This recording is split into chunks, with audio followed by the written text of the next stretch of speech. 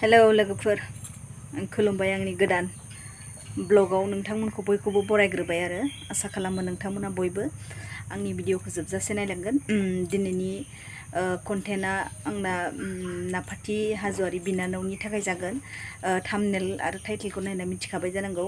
मानो होनोबा बिनानावनि गासैबो घटना जानाया सोराङाव फैबाय, पहराव फैबाय। जाय सैथो बियो देरहाखायो, जाय असैथो बियो जेनखायो ना मा होनो लोगोफोर। दा सोराङाव फैबाय आरो ना, गावसोरनो सिमान जाबाय। जेनेबा ओरैनोसोमोन माबा माबि बेफोरबायदि खोथाखौ बुंदों। आं जेबो बुंला लोगोफोर। बिदिबा बिसोरनि भिडिअखौ नायलांदो आरो ना दसे। दाख्लै जा जालांबाय बेखौ लानानै दिनै मोनसे कमप्रमाइस होनो नागिरदों। नाफाथि हाजोआरिजों जों जमा रायज्लायदोंमोन बिसोर लानानै। ओरैबायदि जादों आरो दाख्लैनि केसआव बेबायदि एसेबां मानि भाइरेल जानायनि माबा नङामोन। बेखौ बेलेगासो लिक आउट खालामनानै भाइरेल खालामना होदों।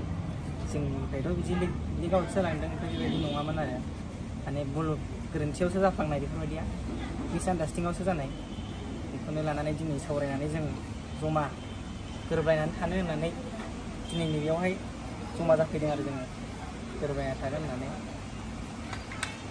बेखौनो रायजो राजाफोरा नुदोंबा नैबे नाफाथि हाजोआरियाबो माने 2टा बाजियाव बयबाबो जेनेबा जोंबो एसे सन्देहखौ खालामखागोन नालाय। हरनि 2टा बाजियाव बिदि थाथो फैयोबा जोंबो एसे सन्देह खालामखागोन। बेखौनो लानानै गोरोन्थियावसो बुजिलायनाय जादों नालाय। बिदि एसेबांबो माबा जायाखैमोन।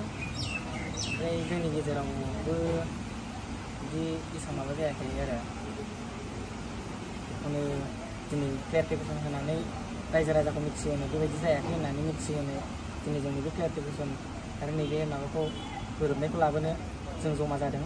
बेवहाय नाफाथिया मा बुङो?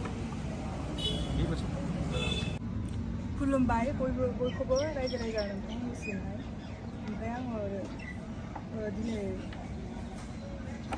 बेखौनो बुंनो सानदों। जेनेबा जिखिनि जोंनि बे भिडिअआ माने भाइरेल जानानै थांबाय बिनि बागैनो। ओमफ्राय दा बे भाइरेल जाना थांनाय भिडिअआवहाय जोङो जयै माबा कमप्रमाइस खालामनो भिडिअखौ लाबोनाय जाबाय आरो। ओमफ्राय दा जोंनाबो माने भुल जायाखै नङा जादों। जोंबो एसेबांखिनि बेबायदि हर टाइमावहाय जोंनाबो लाखिफैनाया जोंनाबो माने गोरोन्थिया जादों आरो। दा बिनि थाखायनो बिसोरबो बुजिस्लाबियाव जेनेबा बिदिनो एसे एना एनि जाबाय।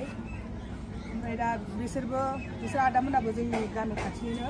ओमफ्राय दा बिसोरबो माने इसेबां बिदि हरनि टाइम समावहाय बिसोरबो माने डिउटि नेदोंमोन आरो। बिसोरनि गामियाव माने बिराद सिखावफोर।